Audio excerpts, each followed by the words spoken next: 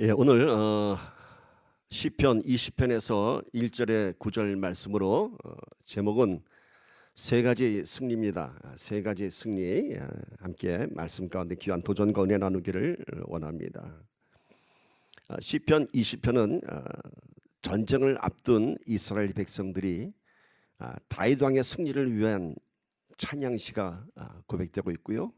또 자기를 위한 승리를 위한 다윗의 승리를 위한 백성들이 찬양을 할 때 다윗 왕이 또 화답하는 찬양시가 서로 주거니 받거니 하고 있습니다.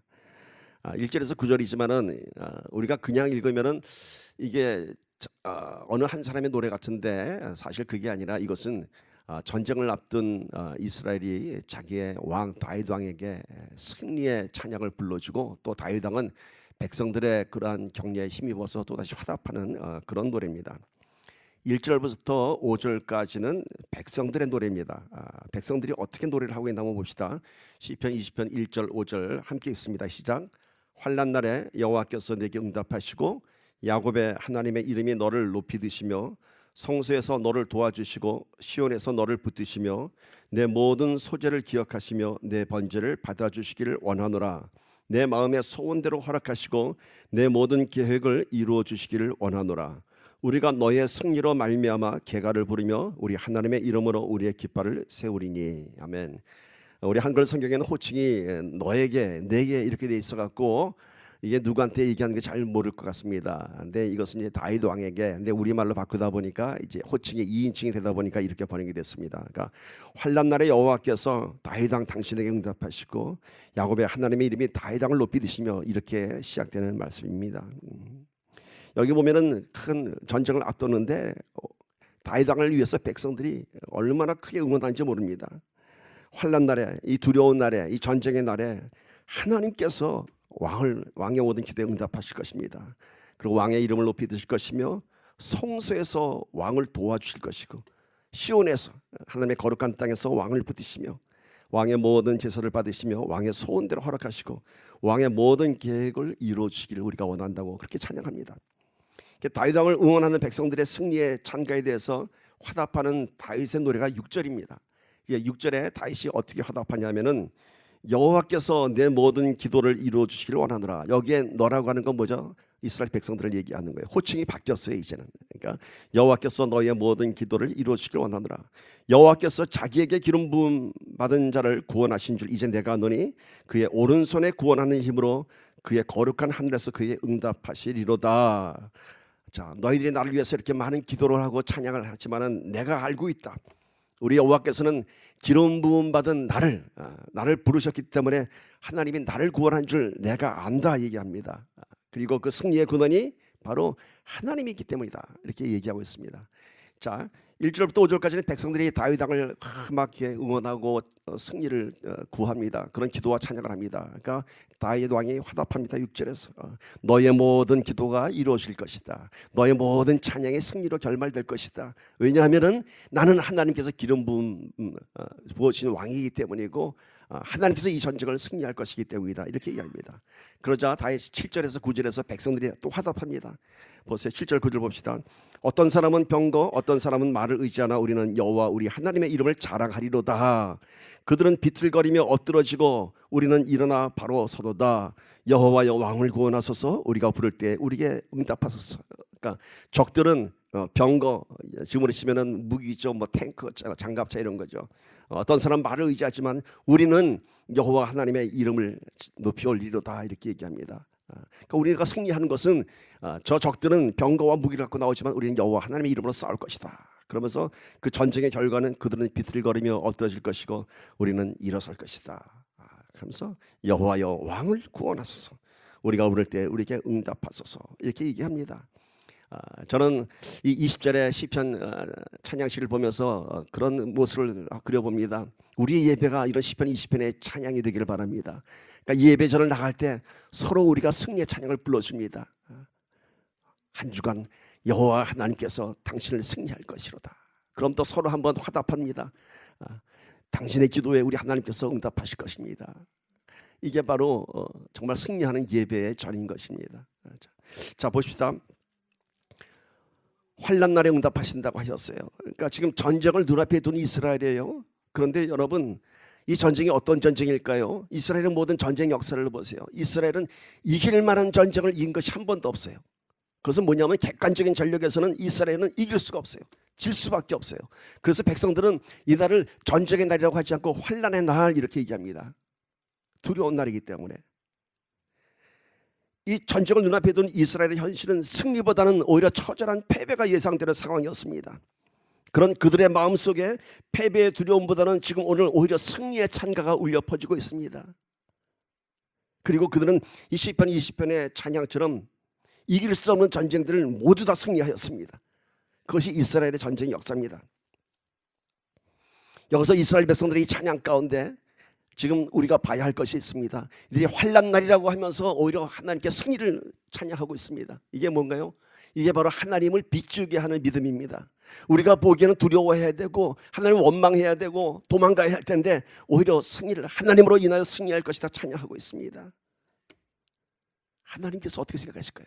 너희들이 나로 인하여 승리를 부르시니 그 전쟁은 나에 속한 것이다 하고 승리를 이루어 주신 것입니다. 두려워해야 되고 원망해야 할 텐데 오히려 하나님의 이름을 높이 올리며 미리 승리를 찬양하는 이 모습. 세상 사람들은 이걸 보고 이렇게 얘기하죠. 떡 줄 사람은 생각도 하는데 혼자 김치국부터 마시고 있다고 하죠. 그런 모습이에요. 세상 사람들이 보기에는 보나마나 나가면 저 전쟁에 패할 것이고 보나마나 저 전쟁에서 많은 사람이 죽을 것이고 이스라엘이 패배할 것인데 저들은 지금 승리를 해요. 와우. 여러분, 세상 사람이 우리 믿는 사람들을 볼 때 그렇습니다. 예수 믿는다고 뭐가 돼? 예수 믿는다고 뭐가 돼? 기도한다고 뭐가 돼? 떡 줄 사람은 생각도 안 돼. 김치국부터 마신다고 그런 속담까지 드러냅니다. 그러나 여러분, 믿음은 미리 김치국 마시는 겁니다. 미리 마시는 거예요. 미리 마시는 거예요. 그게 뭔가요? 믿음은 바라는 것들의 실상이요 보이지 않는 것들의 증거라고 했습니다. 김치국부터 마시는 게 뭔가요? 내 바라는 것들의 소망을 미리 내가 누리는 겁니다. 내 믿음 안에서 소유하고 그리고 지금은 보이지 않지만 믿음으로 미리 승리를 바라보는 것입니다. 그래서 우리는 김치국을 시원하게 마실 수 있는 것입니다. 오늘 우리가 그런 승리자의 김치국을 마시기를 축복합니다. 아멘. 아멘. 2차 대전의 전쟁의 슬픈 이야기를 하나 좀 전해드리겠습니다. 오늘 전쟁 이야기가 나와서 제가 좀 전쟁 얘기를 하려고 합니다. 첫 번째 유서를 그 중에 한 부분만 제가 읽어드리겠습니다. 유서예요, 유서. 젊은 청년이 쓴 유서입니다. 전쟁을 나가면서 이렇게 썼어요. 아버지 안녕히 계세요. 효도라고는 한 번도 해드리지 못했지만 저는 내일 조국을 위해 죽습니다. 아버지를 좋아한다고 말해본 적이 없습니다. 그러나 이제 마지막이니까 말의 한 부분입니다. 이 유서의 주인공은 사사키 히치로라고 하는 일본 청년입니다. 1923년생이고요. 그 유명한 명문 동경제국대학 출신입니다. 동경제국대학 졸업하고 1943년 12월에 학도병으로 징병되었고요. 1945년 2월 20일 특공대원으로 지원하였고 1945년 4월 14일 가메카제 출격으로 전사했습니다. 향년 22세 해군 소위. 가미카제 출격 전날에 쓴 유서입니다. 또 한 사람의 유서를 한 문장 읽어드리겠습니다. 내 생명 이제 한 달밖에 남지 않았는데 지금껏 살아온 얄궂은 생애의 결론적인 의미를 찾기라도 하자는 것인가. 단념할래야 단념할 수 없는 초시계의 바늘만 돌아간다. 이제 한 달 남은 내 생애에서 아무런 꾸밈도 없는 자신을 찾아내려고 하는 나의 몸부림. 나에게는 이미 내 자신이 죽어버린 느낌이 든다. 이 유서는 와타미노루라고 하는 1922년생 역시 동경제국대학 재학 중에 1943년 12월 학도병으로 징병되었고 1944년 10월 18일에 잠수 어뢰 카이텐 특공대원으로 지원하였고 이 유서는 카이텐 특공대원의 숙이라는 1972년에 일본에서 출판된 책의 한 부분입니다. 사사키 히치로 그는 가미카제 특공대원이었습니다. 가미카제 아시죠? 비행기와 함께 자폭하는 미군 항공모함에 떨어져서 함께 죽는 와다미도는 어뢰 특공대원이었습니다. 카이텐 어뢰 특공대원은 뭐냐면 가미카제 특공대원과 마찬가지로 어뢰정 안에 같이 어뢰정을 타고 그리고 미군의 함정을 향해서 같이 죽는 겁니다. 그들이 한 사람은 죽기 하루 전날, 한 사람은 전쟁에 한 달 전에 이런 유서를 쓰고 그리고 전쟁에서 산화했습니다. 근데 이들이 이렇게 전쟁에 떠나기 전의 모습을 다큐멘터리에서 영상을 보면요, 아주 장엄한 출정식을 가집니다. 일본 천황을 위한 장엄한 노래를 부르고 다 같이 술을 한 잔 다 듭니다. 그리고 비행기에 오르고 잠수정을 탑니다. 그리고 꽃다운 청춘을 산화합니다. 영상을 보면은 그들은 조국을 위해서 아무런 갈등도 하지 않고 용감하고 멋지게 조국을 위해 그들의 청춘을 바치는 것 같습니다. 그런데 당시 특공대원들의 식사와 방청소 등을 담당했던 카스카 나키오라고 하는 사람이 쓴 출격자냐 대원들의 모습은 참으로 우리들의 가슴을 아프게 합니다. 한번 보세요. 이렇게 그들의 출격 전날의 상황을 이렇게 썼어요. 어떤 사람은 화가 나서 소리를 지르고 어떤 사람은 엉엉 운다. 오늘 밤만의 목숨, 부모 형제 자매의 얼굴, 그리고 연인의 미소 띤 얼굴, 약혼 자와의 슬픈 이별, 주마등같이 돌고 도는 상념은 끝이 없다. 내일은 마침내 출경, 일본 제국을 위해 천황폐하를 위해서 젊고 고귀한 청춘의 목숨을 바칠 각오는 다짐하고 있지만 흐트러진 테이블에 엎드린 사람, 유서를 쓰는 사람, 팔짱을 끼고 명상하는 사람, 엉망이 된 송별회장을 떠나는 사람, 몇 시간이나 묵묵히 뭔가를 쓰는 사람, 미친 듯이 춤을 추면서 꽃병을 부수는 사람, 이 처참한 출격 전에 어찌할 바를 모르는 학도병사의 심경은 출정식의 장엄한 장면에 다 가리워져 있다. 얼마나 처절한지 아시겠죠? 죽음을 바로 눈앞에 둔 젊은 장교들의 그 처절한 상황들. 제가 왜 이렇게 처절한 전쟁의 슬픈 이야기를 할까요? 앞에는 이스라엘의 승리의 찬양을 얘기하다가 왜 이렇게 가미가제 특공대원의 어뢰정 특공대원의 이야기를 소개할까요? 똑같이 하나님을 믿는 사람들인데 이렇게 두 가지의 모습을 볼 수 있습니다. 승리를 찬양하는 이스라엘 백성 같은 신앙인이 있는가 하면은 마치 가미가제 특공대원처럼 죽음을 미리 인정하고 패배를 인정하고 나가는 사람들이 있습니다. 세상을 향해서 승리를 선포하는 당당한 믿음의 신앙인이 있는가 하면은 미리 패배를 인정하며 실패를 인정하고 마치 죽음을 눈앞에 둔 가미가제 특공대원처럼 울부짖는 사람들이 있습니다. 무엇 때문에 한 사람의 삶 속에서는 승리를 선포하는 찬양이 있고 또 한 사람에게서는 패배를 미리 인정하고 모든 것을 포기하는 그런 절망의 통곡이 있는가? 우리가 하나님을 믿고 그 신앙의 중심에 전지전능하신 하나님이 살아계시다면 당연히 우리의 삶 속에서 승리의 찬양이 선포되고 하나님의 권능과 영광이 나타나야 합니다. 그러나 많은 신앙인들의 삶 속에서 하나님의 영광은 드러나지 않고 늘 실패와 패배를 두려워하는 그 이유는 그 안에 신앙의 중심에 하나님이 계시지 않고 세상에 굴복한 내가 있기 때문인 것입니다. 이스라엘의 승리의 찬양에는 하나님이 계셨습니다. 가미가제 특공대원들에는 일본 천황이 있었지만은 그것은 허무한 죽음, 맹목적인 죽음을 눈앞에 둔 병사들의 처절한 통곡이었습니다. 여러분, 신앙의 원동력은 나의 의지가 아니고 나의 경험이 아니고 나의 소유가 아닙니다. 신앙의 원동력은 하나님을 믿는 믿음이며 믿음 안에 말씀이 무기가 되고 힘이 되는 것입니다. 그래서 우리가 승리를 찬양할 수 있는 것입니다. 비록 이스라엘은 이길 수 없는 전쟁을 눈앞에 두고 있었지만 이들이 승리를 미리 찬양하는 이유는 전쟁은 이스라엘이 한 것이 아니라 하나님께서 하시기 때문입니다. 사무엘상 17장 47절 또 시편 24편 8절 봅시다. 또 여호와의 구원하심이 칼과 창이 있지 아니함을 이 무리에게 알게 하리라. 전쟁은 여호와께 속한 것인즉 그가 너희를 우리 손에 넘기시리라. 시편 24편 8절. 영광의 왕이 누구시냐? 강하고 능한 여호와시여 전쟁에 능한 여호와시리로다. 우리가 패배를 두려워하고 승리를 누리지 못하는 이유는 내가 전쟁의 주체가 되기 때문인 것입니다. 우리가 삶 속에서 내 힘으로 싸우기 때문인 것입니다. 그러나 우리는 절대로 세상에서 내 힘으로 싸워서 이길 수 없습니다. 이 세상은 사단의 권세하에 있기 때문에 우리가 이길 수 없습니다. 세상과 싸워 이기려면 내가 이기는 것이 아니라 내 안에 계신 예수의 이름으로 싸워야 할 때, 그래 우리가 이길 수 있는 것입니다. 물론 우리는 이런 영적 원리를 압니다. 그래서 그렇게 기도하죠. 하나님, 나를 대신해서 싸워주세요. 나는 아무것도 할 것이 없어요. 나를 도와주세요 라고 기도합니다. 그럼에도 불구하고 하나님은 침묵하시고, 그리고 나는 결국 처절하게 쓰러지고 신음합니다. 이런 모습이 얼마나 많은지요. 그래서 결국 깊은 신앙의 갈등 속에 실망하고 좌절하게 됩니다. 왜 그럴까요? 우리도 이스라엘처럼 그렇게 기도하면은 당장 하나님이 나의 전쟁을 주관해야 하지 않겠습니까? 나의 삶의 모든 문제들 가운데서 우리 하나님께서 앞에 나와서 싸워야 하지 않겠습니까? 그런데 보세요. 이스라엘도 모든 전쟁을 다 승리한 것 아닙니다. 승리를 장담했던 작은 아이성과의 전투에서 무참히 패배했습니다.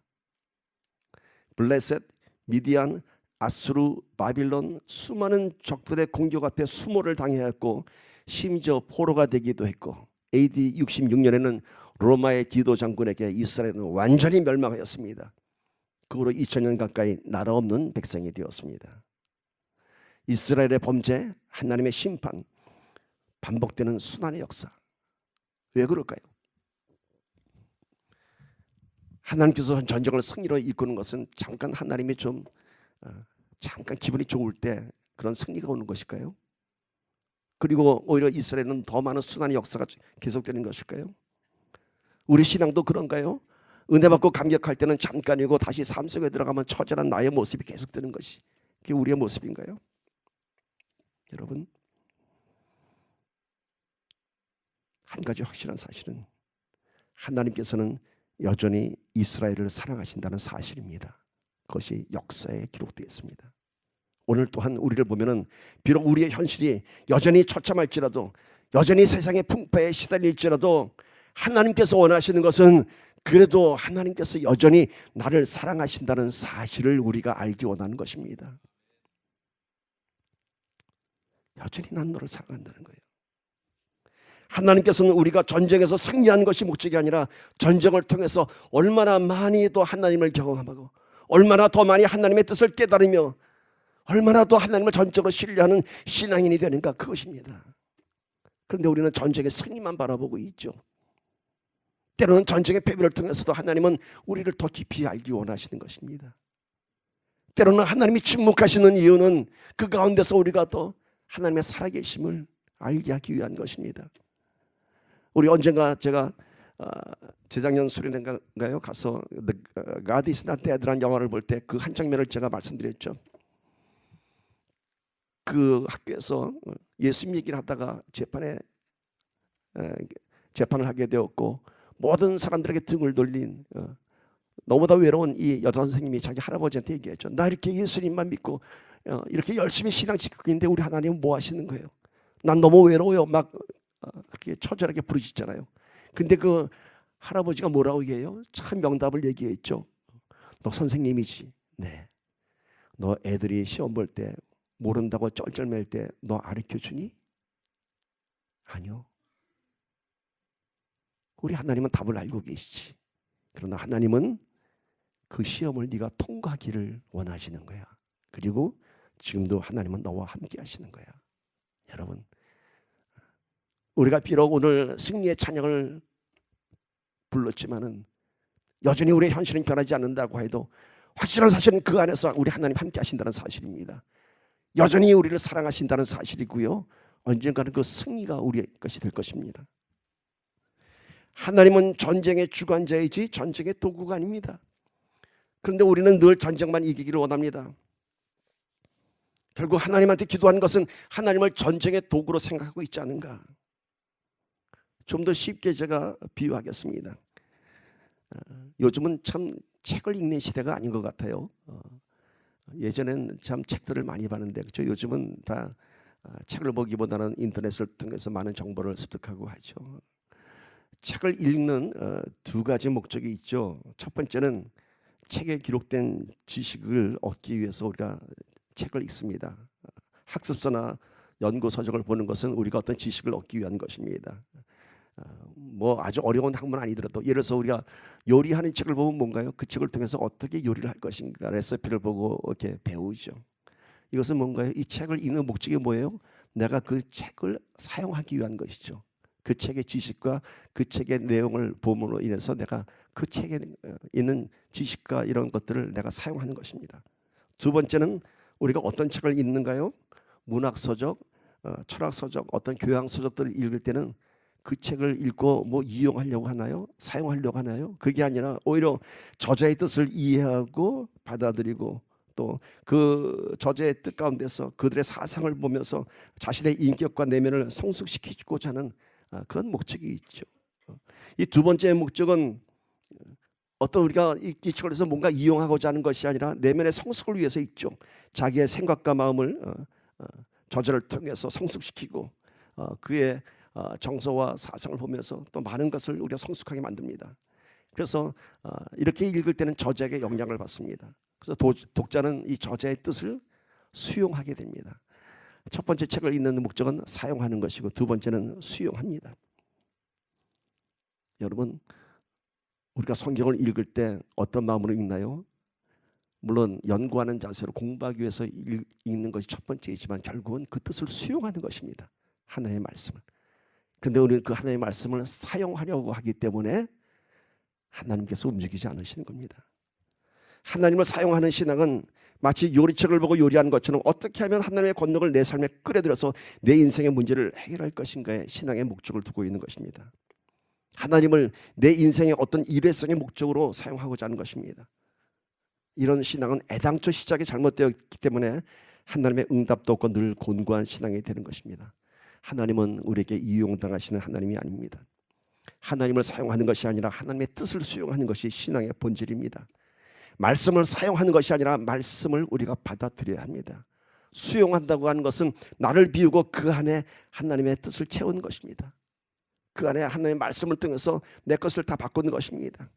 그래서 신앙의 시작은 우리를 하나님께 드리는 것에서 시작합니다. 예배의 의미가 뭔가요? 나를 드리는 겁니다. serve 한다고 그러죠. 나를 드린다고. 오늘 본문 말씀 보면 시편 20편 3절 4절 보세요. 너의 모든 소지를 기억하시며 내 번제를 받아주시기를 원하노라. 내 마음의 소원대로 허락하시고 내 모든 계획을 이루어주시기를 원하노라. 이스라엘 백성들이 이렇게 기도합니다. 왕의 모든 예배를 제사를 하나님께서 받아주시기를 원합니다. 그 제사를 통해서 그 예배를 통해서 왕이 승리할 것입니다. 오늘 우리는 예배에서 승리해야 됩니다. 나를 드리는 이런 예배를 통해서 신앙 고백을 통해서 그때 하나님의 은혜와 하나님의 권능과 하나님의 뜻이 우리 안에 임하는 것입니다. 그리고 다시 받은 그 은혜의 감사와 영광을 하나님께 돌리는 것이 세상에 증거하는 것이 신앙의 기본적인 사이클입니다. 한번 신앙의 단계가 어떤지 한번 보세요. 첫 번째는 뭐라고요? 1단계는 나를 드리는 것입니다. 나의 죄를 고백하고 하나님께 경배하고 찬양하고 두 번째는 이제 그런 예배를 통해서 하나님으로부터 받는 게 있습니다. 구원을 경험하고 은혜를 경험합니다. 세 번째는 뭔가요? 다시 하나님께 받은 그 은혜와 그 권능을 영광을 돌리는 것입니다. 하나님의 증거자가 되고 사명자가 되는 것입니다. 믿음이 성장한다고 하는 것은 이 세 가지의 사이클이 거듭되는 것입니다. 거듭되면서 더 많이 드리고 더 많이 채우고 더 많이 증거하고 영광 돌리는 것입니다. 그런데 우리의 신앙 스텝들은 이 세 가지 단계에서 두 번째 스텝만 중요시하고 있습니다. 받는 것만. 하나님께 드리는 마음 없이 순복하는 마음 없이 받기만 원하고 또한 하나님의 긍휼하신 사랑으로 정말 하나님의 놀라운 은혜로 일방적으로 우리가 하나님의 권능을 받았다 하여도 어느샌가 그 은혜를 잊어버리고 감사를 잊어버리고 하나님께 영광 돌리는 신앙이 사라져버린 그런 모습을 볼 수 있습니다. 신앙의 본질은 하나님을 우리 삶에 이용하는 것이 아니라 우리의 삶을 하나님께서 사용하시도록 드리는 것입니다. 하나님께서 우리의 삶을 사용하실 때 비로소 우리 삶 속에 하나님의 권능과 능력과 영광이 나타나는 것입니다. 신앙은 우리가 하나님을 사용하는 것이 아니라 우리가 하나님의 뜻을, 하나님의 계획을, 하나님의 말씀을 수용하는 것입니다. 사용과 수용은 비슷한 말 같지만 전혀 다릅니다. 이제는 컴퓨터를 다들 익숙하게 하는 시대가 되어서 이렇게 비유해도 잘 이해하실 것 같습니다. 우리가 컴퓨터에서 어떤 필요한 파일을 받을 때에 화면에 이런 게 뜹니다. 저장할 것인가 아니면 단지 실행만 할 것인가 하는 선택이 나옵니다. 우리는 그 용도에 따라서 때로는 그 파일을 저장하기도 하고 또 어떤 파일은 그냥 실행만 하고 날려버립니다. 저장하지 않습니다. 우리의 신앙에 있어서 가장 큰 오류를 범하는 것이 바로 이런 부분입니다. 하나님의 그 놀라운 은혜를 일회성의 용도로 실행만 하고 버리는 것입니다. 하나님이 필요할 때만 구하는 신앙이 아니라 하나님의 뜻을 우리가 세이브해야 됩니다. 그 파일을 저장하고 우리 안에서 수용하는 그런 신앙인이 되어야 합니다.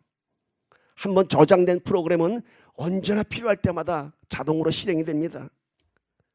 우리가 하나님의 뜻을 수용하면은, 우리가 하나님의 말씀을 받아들이면은 이제는 우리가 매번 그 말씀을 구하는 것이나 이 안에서 자동적으로 실행이 됩니다. 문제가 발생할 때마다 하나님의 말씀으로 대처하는 능력이 생기는 것입니다. 그러나 한번 사용하고 저장되지 않은 파일은 다시 사용할 수 없습니다. 필요할 때 급할 때만 하나님을 부르짖는 일회성의 신앙인이 되기 때문에 신앙이 자라지 않고 신앙의 흔적만 남아있는 것입니다. 하나님이 저장된 신앙은 언제나 승리를 선포하고 승리를 누리게 됩니다. 오늘 말씀 보세요. 시편 20편 7절을 보세요. 어떤 사람은 병거, 어떤 사람은 말을 의지하나 우리는 여호와 우리 하나님의 이름을 자랑하리로다. 요즘 말로 바꾸면 이런 뜻입니다. 세상 사람들은 학벌과 재산과 권력을 의지하지만은 우리는 하나님의 이름을 자랑하리로다. 내 안에 세이브된, 내 안에 저장된 하나님, 나와 함께 하시는 하나님, 그분으로 인하여 승리를 선포하고 자랑하는 것입니다. 그렇다면 오늘 우리가 누리는 승리는 어떤 승리입니까? 어떤 승리인가요? 오늘 세 가지의 승리라고 말씀 제목을 달았습니다. 첫 번째는 사망으로부터의 승리입니다. 고린도전서 15장 55절에서 57절을 보세요. 사망아 너희 승리가 어디 있느냐? 사망아 내가 쏘는 것이 어디 있느냐? 사망에 쏘는 것은 죄요 죄의 권능은 율법이라. 우리 주 예수 그리스도로 말미암아 우리에게 승리를 주시는 하나님께 감사하노니.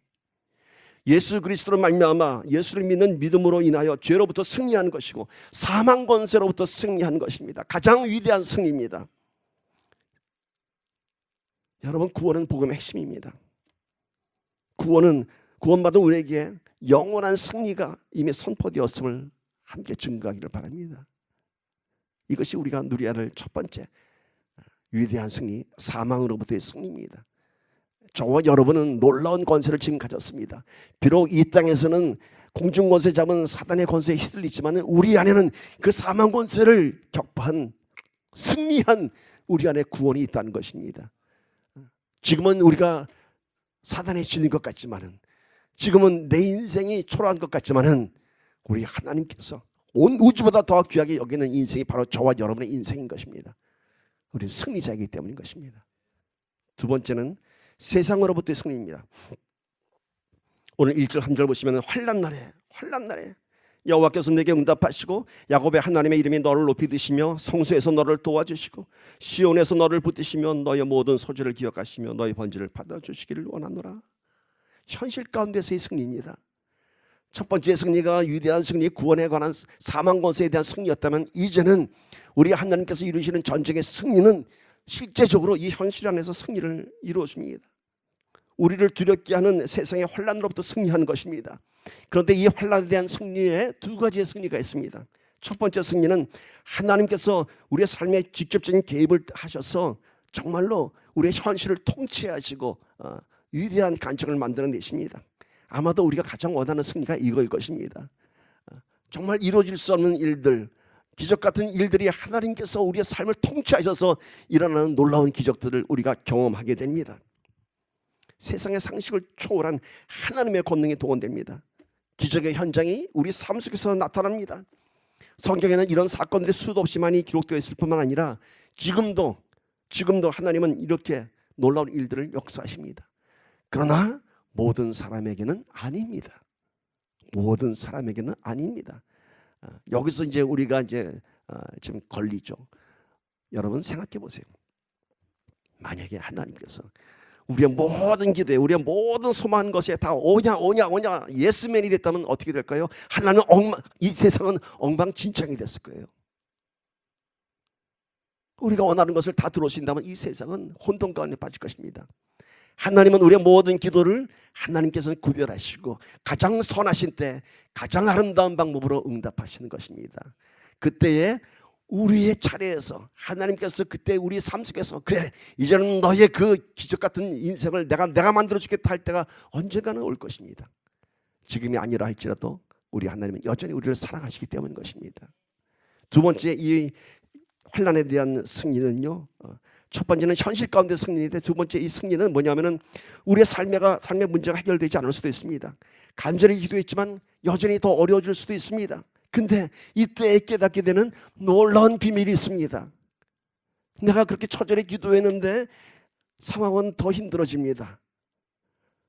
내 환경은 더 삭막해집니다. 도저히 난 이 환경을 이겨낼 수가 없습니다. 그런데 이때에 주시는 하나님의 은혜가 있습니다. 우리가 원하는 것은 이 처절한 나의 환경을 하나님께서 통치하셔서 좀 내 모든 기도에 화끈하게 응답해 주시길 바라는데 오히려 거꾸로 더 안 좋아지고 있습니다. 그런데 이때에 주시는 놀라운 은혜가 있어요. 그게 뭔가요? 우리에게 놀라운 깨달음을 주십니다. 승리를 주시는데 어떤 승리하면은 하나님의 위로로 우리를 승리케 하십니다.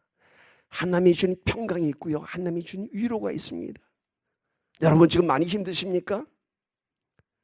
놀라운 하나님의 위로가 임하실 것입니다. 제 작은 간증을 잠깐 드리겠습니다. 벌써 18년, 19년 됐네요. 미국 온 지가. 미국 오고 나서 처음엔 다누구나 어려운 시간들이 있죠. 저희도 마찬가지였습니다. 아이들이 밤 10시 넘어서 들어옵니다. 들어오면 옷에서 음식 냄새가 풀풀 납니다. 가서 일하고 들어오느라고. 그리고 나서는 허겁지겁 한술 뜨고 방도 따로 없어서 그냥 식탁에 앉아서 애들이 공부하고 그럽니다.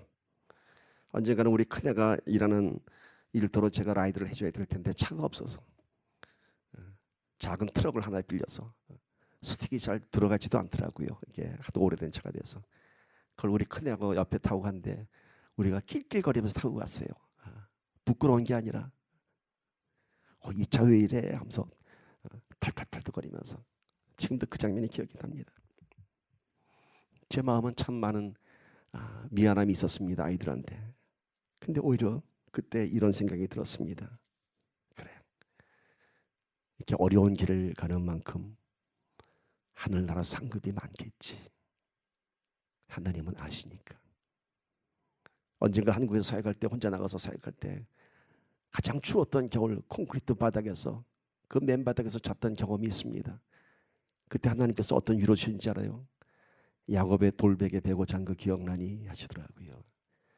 내가 너의 지금 이 모습을 내가 기억하겠다 말씀하시더라고요. 그 고난의 시간들이 실망하고 좌절하고 하나님 원망하는 시간이 아니라 마음에 아주 탁탁한 위로가 찾아옵니다.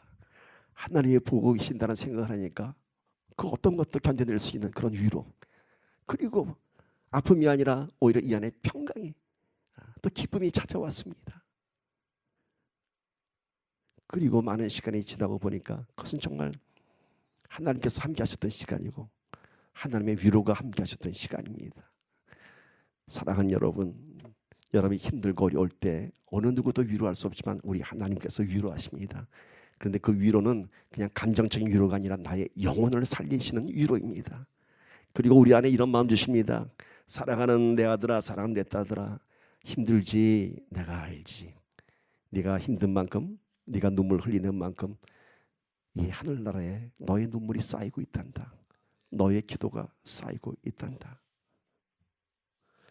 이 세상의 것으로 우리의 삶을 평가하면은 늘 불공평하기도 하고 섭섭한 생각도 들겠지만 우리 영원한 나라에서 평가받을 생각을 하면은 오히려 마음이 더 뿌듯합니다. 더 뿌듯합니다. 우리는 어떤 모양으로든지 승리하는 것입니다. 세상의 권세로부터 승리하고 영원한 나라에서 승리하는 것입니다. 제가 가장 좋아하는 고백이 있습니다. 지금은 힘들지만 언젠가는 기필코 꼭 승리를 주시는 하나님을 찬양합니다. 우리 어떤 상황에 있든지 감사와 기쁨으로 승리를 선포하고 누리는 저와 여러분이 되기를 축복합니다. 세 번째 승리는요, 우리의 사명에 대한 승리입니다. 우리를 승리하게 하시는 하나님, 그 승리의 뒤에는 우리에게 사명이 있기 때문인 것입니다. 우리 모두는 하나님의 사명을 받은 자들입니다. 우리가 그 힘든 상황 가운데서 여기까지 온 것은 무엇을 전하기 위한 것인가요? 나와 함께 하시는 하나님을 전하기 위한 것이죠. 나를 위로하시는 하나님을 전하는 것이죠. 그게 바로 우리의 사명인 것입니다. 지난주에 하나님이 원하시는 부흥 가운데서 얘기했죠. 우리가 원하는 사명은 그렇게 위대한 사명 아니에요. 하나님과 함께 동행하며 하나님의 이야기를 전하는 것이 사명인 것입니다. 하나님과의 러브 스토리를 전하는 것이 우리의 사명인 것이에요. 세상에서의 승리뿐만이 아니라 가장 위대한 승리는 사명의 승리인 것입니다. 이제는 우리가 이 세 가지의 승리를 날마다 언제나 전하는 믿음의 사람이 되기를 축복합니다. 말씀했습니다. 시편 20편은 이스라엘 백성들과 그 다윗 왕의 승리의 찬양입니다. 비록 두려운 전쟁이 눈앞에 있지만은 백성들은 왕을 격려하고 왕은 그 백성들의 기도를 힘입어서 함께 화답하는, 그리고 여호와의 영광을 선포합니다. 사랑하는 여러분, 이제 우리도 다시 세상이라는 전쟁터로 이제 떠나야 합니다. 가미까지의 특공대처럼 미리 죽으러 가지 말고 서로를 격려하고 축복하며 승리를 선포하고 세상 속에서 복음을 전하는 저와 여러분이 되기를 주님의 이름으로 간절히 축원합니다. 아멘. 오늘 말씀을 다시 한번 마음에 품으면서 기도합시다. 세 가지의 승리, 우리 하나님께서는 우리에게 사망권세로부터 승리를 주셨고요. 두 번째 우리에게 주신 승리는 세상으로부터의 승리입니다. 실제적으로 우리의 모든 형편을 통치하시는가 하면은 여전히 우리에게 환경이 어려울지라도 우리 하나님께서 우리에게 놀라운 위로를 주시고 평강을 주실 것입니다. 그리고 그 이야기들이 우리의 사명이 될 것입니다. 죽었던 우리의 사명들이 다시 승리하게 되기를 간절히 축복합니다. 우리 함께 기도합시다.